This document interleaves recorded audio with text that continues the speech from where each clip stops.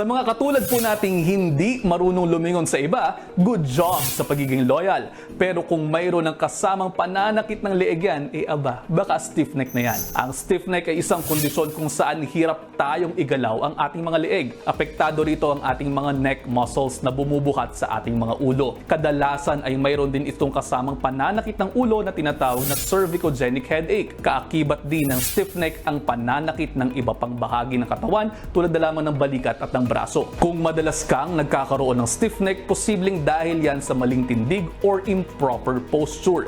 Nagdudulot kasi ito ng stress sa ating mga leeg. Marami rin sa mga nakasanayan nating gawin araw-araw sa bahay o trabaho ang nagdudulot ng stiff neck. Isa na rin dito ang pagyuko at pagbababad sa inyong mga cellphone o tinatawag na text neck. Nangyayari rin ito kapag mali ang posisyon natin sa pagtulog. Halimbawa, kapag natutulog ka ng nakadapa.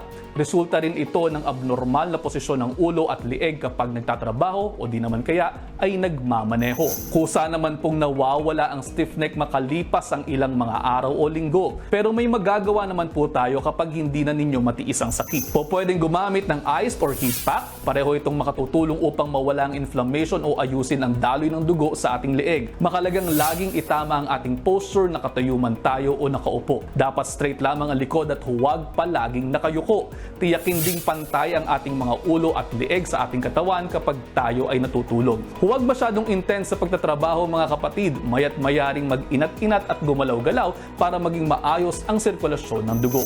Alagaan ang ating lieg para saan man lumingon ay walang aray-aray. Puwera na lamang kapag binatukan ka, kakatingin mo sa iba. Pero at least, hindi naman stiff neck, di ba?